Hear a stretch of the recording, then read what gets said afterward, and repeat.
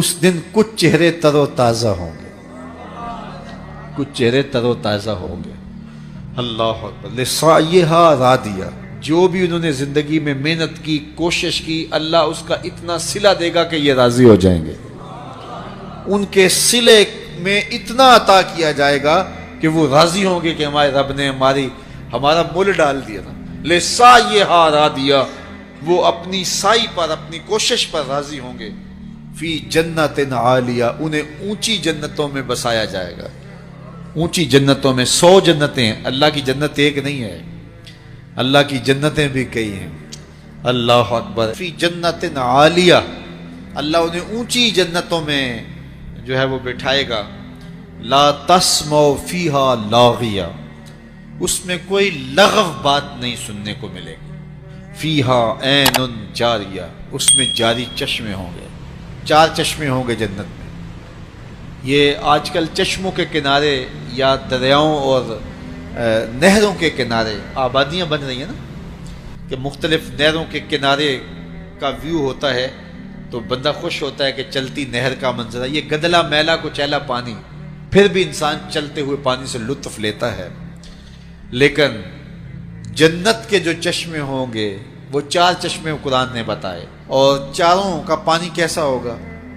ایک چشمہ خالص دودھ کا ہوگا، ایک چشمہ خالص شہد کا ہوگا، ایک چشمہ خالص شراب کا ہوگا، اور ایک چشمہ خالص پانی کا ہوگا۔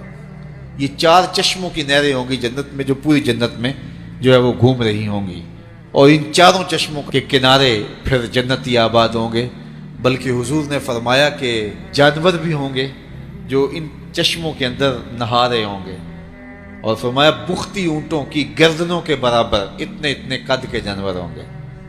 تو حضرت عمر نے کہا کہ حضور پھر تو مزہ آ جائے گا، دودھ کی نہر میں بختی اونٹ کی گردن کے برابر جانور کلکاریاں مارتے ہوں گے، تو ان کو دیکھنے کا پھر سرور تو اپنا ہی ہوگا نا۔ تو کہا حضور پھر تو مزہ آ جائے گا۔ کہا عمر صرف دیکھنے کا مزہ نہیں، وہ کھانے کے لیے بھی ملیں گے، وہ بھون کے کباب بن کے تمہارے سامنے بھی ہوں گے، پھر بھی مزہ آئے گا۔ تو کیا لطف ہوگا جنت کا، یہ میرا رب بیان کر رہا ہے۔ فیہا سرر مرفوعہ، اس میں بچھے ہوئے بستر ہوں گے، لگے ہوئے پلنگ ہوں گے، اونچے پلنگ، مرفوعہ رفت والے، واکواب موضوعہ، اور رکھے ہوئے کوب، رکھے ہوئے گھڑے اور رکھے ہوئے سلیقے سے سجائے ہوئے برتن ہوں گے، ونمارق مصفوفہ، اور بچھے ہوئے قالین ہوں گے، وزرابی مبسوسہ، اور پھیلی ہوئی چاندنیاں ہوں گی، چاندنیاں پھیلی ہوئی ہوں گی، قالین بچھے ہوئے ہوں گے، اور کوزے رکھے ہوئے ہوں گے، اونچے پلنگ لگے ہوئے ہوں گے۔ فیہا عین جاریہ، اور یہ چشموں کے کنارے منظر ہوں گے، جنت کا ماحول ہوگا، کوئی لغو بات سننے کو ملے گی نہیں، کوئی ہڑبونگ، کوئی ہلا گلا، کوئی ایسی بات ہوگی نہیں، اور جنت کا منظر ہوگا۔ سب سے بڑی دولت جنت میں یہ ہوگی کہ اللہ جنتیوں کو اپنا دیدار نصیب فرمائے۔ اچھا، ایک روایت میں آتا ہے اللہ جنتیوں کو بلائے گا، اور بلائے گا اردیتم، جنتیوں کیا تم راضی ہو گئے ہو؟ تو جنتی آگے سے کہے گے ما لنا اللہ نرضا، مالک ہمیں کیا ہوا کہ ہم راضی نہ ہوں، ہمیں وہ ملا جو ہمارے تصور میں بھی نہیں تھا۔ جنت وہ ہے کہ جو کسی آنکھ نے دیکھی نہیں، جو کسی کان نے سنی نہیں، اور کسی دماغ نے اس کا تصور نہیں کیا۔ آپ کوئی بھی تصور کر لیں، ایسی ہوگی، ایسی ہوگی، ایسی ہوگی، آپ اپنی ذہنی صلاحیتوں کو مہمیز لگائیں، اور بڑے سے بڑا جو دنیا کے نظارے دیکھ چکا ہے، وہ سارے نظاروں کو جمع کر کے کوئی منظر خود ساختہ بنائے، لیکن جنت اس سے بھی اچھی ہوگی۔ تو جب جنتی جنت میں جائیں گے تو ان کا تصور تک نہیں ہوگا جو انہیں وہاں ملے گا۔ تو وہ کہیں گے، اللہ فرمائے گا راضی ہو؟ تو وہ کہیں گے ما لنا اللہ نرضا، ہمیں کیا ہوا کہ ہم راضی نہ ہوں؟ دوسرے لفظوں میں یوں کہہ لیں، وہ کہیں گے اسی تے مالک گوڈے گوڈے راضی ہیں۔ اللہ فرمائے گا میں تمہاری جھولی میں ایک اور شے ڈالنے لگا ہوں، تم بالکل راضی ہو جاؤ گے۔ تو وہ کہیں گے میرے رب کو کوئی کسر ہی نہیں رہ گئی، اب اور کیا باقی رہ گیا؟ اللہ فرمائے گا میں ایک اور شے دینے لگا ہوں، وہ تمہیں ملے گی، تم بالکل راضی ہو جائیں گے۔ تو وہ جھولی پھیلا لیں گے کہ مالک تیری مرضی، ویسے کوئی کسر تو نہیں رہ گئی۔ تو اللہ تعالیٰ فرمائے گا وہ شے یہ ہے کہ میں تمہارے اوپر راضی ہو گیا ہوں، اب کبھی بھی ناراض نہیں ہوں گا، اور یہ چیز جنتیوں کو نہال کر دے گی۔ تو اللہ تعالیٰ جنت کے اس نقشے کو بیان کیا جو ان لوگوں کو عطا کرے گا جن کے عقیدوں میں جمال ہے اور جن کے عمل میں حسن ہے، جو عقیدے بھی خوبصورت رکھتے ہیں، جن کے عقیدوں میں شرک نہیں ہے، جن کے عقیدوں کے اندر بے ادبیاں نہیں ہیں، جن کے عقیدوں کے اندر گستاخیاں نہیں ہیں، جن کے عقیدوں کے اندر بدعات نہیں ہیں، جن کے عقیدوں کے اندر جو ہے وہ خرابیاں نہیں ہیں، اور جن کا عمل کوتاہیوں سے پاک ہے۔ یہ وہ پاک لوگ جو ہیں اللہ تعالیٰ جل شانہ ان کو یہ نعمتیں عطا کرے گا۔ تو اللہ تعالیٰ جل شانہ ہمیں سب کو جنت کی بہاریں نصیب فرمائے۔ اللہ کے محبوب علیہ الصلوۃ والسلام نے فرمایا کہ الا اخبرکم باہل الجنہ، میں تمہیں اہل جنت کے بارے میں خبر نہ دوں؟ تو پھر ارشاد فرمایا الضعفاء المظلومون، جو مسلمان کمزور ہیں، ظلم و ستم سہتے ہیں، تو آقا کریم نے فرمایا کہ وہ اہل جنت ہیں۔ چونکہ بہت سارے گناہ کا کفارہ ان پر ہونے والے ظلم بن جاتے ہیں۔ اہل ایمان کو دنیا میں جو تکلیفیں پہنچتی ہیں تو ان تکلیفوں کے بدلے میں ان کو اجر دیا جاتا ہے، حتیٰ کہ جو اہل ایمان کے پاؤں میں کانٹا بھی چبھتا ہے اللہ اس کی بھی ان کو جزا عطا کرتا ہے۔ اور ایک حدیث پاک میں آتا ہے کہ اہل بلا کو جو قیامت کے دن اجر و صلہ عطا کیا جائے گا تو لوگ آرزو کریں گے کاش کہ ہماری کھال اور ہمارا جسم لوہے کی کینچیوں سے کاٹ دیا گیا ہوتا، تو آج جو صلہ اس کا حشر کے روز دیا جا رہا ہے۔ تو حالات میں بعض کا اس طرح کی صورت بن جاتی ہے کہ یا آپ ظالم بنیں یا آپ مظلوم بنیں، تو اس وقت مظلوم بننے کو اختیار کر لیجئے گا، ظالم کبھی بھی نہ بنیے گا، چونکہ ظالم کا ٹھکانہ آتش دوزخ ہے اور مظلوم کی جگہ اللہ کی جنت ہے۔ پھر فرمایا الا اخبرکم بخیارکم، میں تمہیں خبر نہ دوں جو تم میں سب سے زیادہ بہتر ہیں؟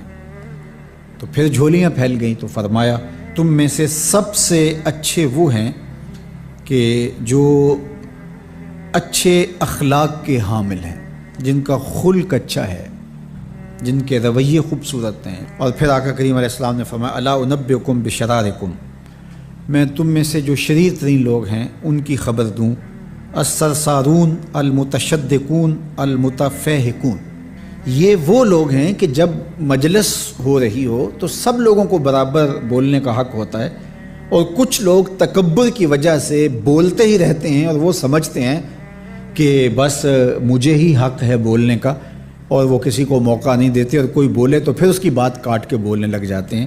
المتشدقون المتفہقون، یہاں وہ لوگ مراد ہیں کہ جو خام خواہ کا تکلف کرتے ہیں اور زبان کو بل دے دے کے اور منہ بگاڑ بگاڑ کے مشکل لفظ بول کے اصطلاحات بول کے لوگوں پر اپنے علم کا روب جمانے کے لیے کہ میں بڑا بلیغ ہوں اور بڑا فصیح ہوں، اور اسی طرح کچھ لوگوں کو یہ بڑا ہوتا ہے کہ وہ فرنگی زبانیں جانتے ہیں، تو وہ عام دیہاتی لوگوں کے ساتھ بھی گفتگو کریں تو وہ مشکل سے مشکل الفاظ بولتے ہیں، جبکہ وہ بیچارے تو سادی زبان سمجھنے سے بھی قاصر ہوتے ہیں۔ تو یہ کوئی دانش مندی نہیں ہوتی کہ آپ جو ہے وہ بھاری بھرکم الفاظ بول کر کسی کے اوپر جو ہے وہ روب جما رہے ہوں، تو یہ بات نہیں ہوتی۔ جب بات کریں آپ تو جس طرح کے لوگ ہوں اس طرح کی بات کی جائے اور اس طرح کی مثالیں ان کو دی جائیں۔ قرآن مجید میں اللہ تعالیٰ نے فرمایا کہ وہ اس بات پہ شرم نہیں اللہ کرتا کہ وہ تمہیں مچھر کی مثال دے، مچھر کی مثال دے کر کہ اگر تمہاری بات سمجھ میں آتی ہے، اور مکڑی کے جالے کی مثال دے کہ اگر تمہاری بات سمجھ میں آتی ہے تو اچھی بات ہے۔ دیکھو چھوٹا بچہ ہو دودھ پیتا ہو تو اس کو یخنی تو نہیں پلائی جاتی، اس کا معدہ خراب کرنا ہے، وہ برداشت نہیں کر سکتا، اس کو وہ دیا جائے جو وہ برداشت کر سکتا ہے۔ اس لیے آپ کے مخاطبین کس طرح کے ہیں، کلم الناس علی قدر عقولہم لا علی عقولکم، میرے اور آپ کے آقا و مولا نے فرمایا جب بات کرو تو لوگوں کے فہم کے مطابق کرو، اپنے فہم اور اپنی عقل کے مطابق نہ کرو۔ علامہ اقبال علیہ رحمہ کی شاعری اور ان کا خوبصورت ادب اگر آپ دیکھیں تو اہل علم کے لیے سوغات ہے، لیکن جب چھوٹے بچوں سے مخاطب ہوتے ہیں تو پہاڑ اور گلہری کے نام سے نظم لکھتے ہیں، جگنو کے نام سے نظم لکھتے ہیں اور بکری کے نام سے نظم لکھتے ہیں، تو یہ ان کے مزاج کے مطابق بات ہوتی ہے، تو یہ حسن ہوتا ہے۔ اصل فصاحت ہے ہی یہ ہے کہ کس سے کس طرح بات کرنی ہے۔ تو میرے اور آپ کے آقا و مولا نے فرمایا کہ یہ شریر لوگ ہوتے ہیں، تو اللہ تعالی ہم سب کو اس کی توفیق عطا فرمائے کہ ہم نہ تو اہل دوزخ سے ہوں اور نہ شریروں میں ہمارا شمار ہو۔ تو حضرت معاذ بن جبل رضی اللہ تعالیٰ عنہ کہتے ہیں کہ صبح کے خوبصورت لمحے اور حضور کی قربت اور سفر کی گھڑیاں، اور چل بھی رہا تھا میں آقا کریم علیہ السلام کے ساتھ ساتھ، تو موقع غنیمت جانا تو میں نے کہا کہ اے اللہ کے پیارے رسول صلی اللہ علیہ وآلہ وسلم، مجھے آپ کی قربت میسر آئی ہے تو اس موقع سے میں فائدہ حاصل کرتے ہوئے آپ سے سوال پوچھنا چاہتا ہوں، اور وہ یہ کہ مجھے کسی ایسے عمل کے بارے بتا دیجئے جو عمل مجھے جنت میں داخل کر دے اور جہنم سے دور کر دے۔ تو حضور علیہ السلام نے اس سوال پر ان کی تحسین فرمائی، فرمایا تو نے بہت بڑا سوال کیا ہے، اس کا جو جواب ہے کہ جنت نصیب ہو اور مجھے جہنم سے نجات ملے، تو یہ اتنا آسان کام نہیں ہے، یہ بڑا مشکل کام ہے، لیکن جس پر اللہ آسان کر دے اس کے لیے مشکل نہیں ہے۔ یعنی جنت آسانی سے نہیں ملتی، جہنم سے بچنا بھی اتنا آسان نہیں ہے، بہت سارے گناہوں سے بچنا پڑتا ہے، لیکن اللہ جس کے لیے آسان کر دے اس کو نیکی کی توفیق دے دیتا ہے اور برائی سے اس کو بچا لیتا ہے۔ اگر تو چاہے کہ جنت میں جائے اور جہنم سے نجات ملے تو تمہیں اللہ پر ایمان بھی لانا پڑے گا، اور ایسا ایمان جس میں شرک کی آمیزش تک نہ ہو، اسی کی عبادت تیری زندگی کا مقصود ہو، اور نماز بھی ادا کرنا ہوگی، زکوٰۃ بھی دینا ہوگی، روزے بھی رکھنے پڑیں گے، اور تجھے حج بھی کرنا پڑے گا۔ جنت میں داخلے کے لیے یہ شرائط ہیں کہ تم یہ کام کرو گے۔ پھر ارشاد فرمایا میں تمہیں بھلائی کے دروازے ہی نہ بتا دوں۔ ارشاد فرمایا الصوم جنہ، روزہ ڈھال ہے۔ ڈھال آپ سمجھتے ہیں، اگر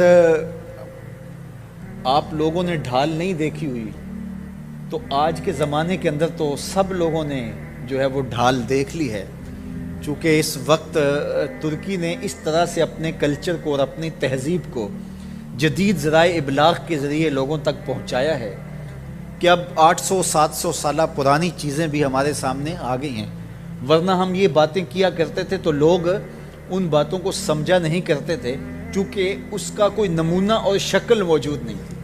جب دشمن تیر پھینکے تو تیر سے بچنے کے لیے وہ لوہے کا پترا جو آگے کر دیا جاتا ہے، جو تیر کو اپنے اوپر روک لیتا ہے، اس کو عربی میں جنہ اور اردو میں ڈھال کہا جاتا ہے۔ تو آقا کریم نے فرمایا روزہ ڈھال ہے، تو گویا جہنم کی آگ سے بچانے کے لیے جو ہے وہ روزہ کام دے گا۔ وَالصَّدْقَةُ تُطْفِئُ الْخَطِیَّةَ، یہ گناہوں کو مٹا ڈالتا ہے، جس طرح کہ آگ کو پانی بجھا ڈالتا ہے، تو اس طرح جب صدقہ دیا جاتا ہے تو جو گناہ ہوتے ہیں وہ ایسے مٹتے ہیں کہ لگتا ہے یہاں گناہ تھے ہی نہیں۔ آگے ارشاد فرمایا رات کے پیٹ میں نماز ادا کرنا، یعنی تہجد کی نماز ادا کرنا۔ پھر حضور علیہ الصلوۃ والسلام نے یہ آیت پڑھی تتجافی جنوبہم عن المضاجع، ان کی کروٹیں بستروں سے الگ رہتی ہیں، خوف اور طمع میں وہ اللہ کو پکارتے ہیں اور وہ رات کو جاگتے ہیں، ان کی کروٹیں بستروں سے الگ رہتی ہیں، حتی بلغ یعملون، یہ آیت پڑھتے ہوئے آخر تک حضور نے تلاوت فرمائی۔ تو فرمایا جس طرح صدقہ آگ کو بجھا دیتا ہے، اس طرح پچھلے پہر کی نماز، تہجد کے سجدے بھی اللہ جل شانہ کے غصے کو ختم کر دیتے ہیں اور جہنم کی آگ کو مٹا ڈالتے ہیں۔ پھر حضور نے ارشاد فرمایا کہ میں تمام امور کی جڑ نہ بتا دوں کیا ہے، جتنے بھی معاملے ہیں اس کی جڑ ہی نہ بتا دوں۔ میں نے جھولی پھیلا کے کہا حضور کیوں نہیں، خیرات ڈالی ہے۔ تو حضور نے ارشاد فرمایا راس الامر الاسلام، سارے امور کی جڑ اور بنیاد، سر اسلام ہے۔ اگر اسلام ہے تو عمل قابل قبول ہے، اور اگر اسلام ہی نہیں ہے تو پھر جتنے مرضی نیک عمل کرتے رہیں، جتنا مرضی پانی ڈالیں، جتنی مرضی کھاد ڈالیں، تو اگر جڑ ہی نیچے سے کٹی ہوئی ہے تو درخت ہو پائے گا؟ کبھی بھی نہیں ہو پائے گا۔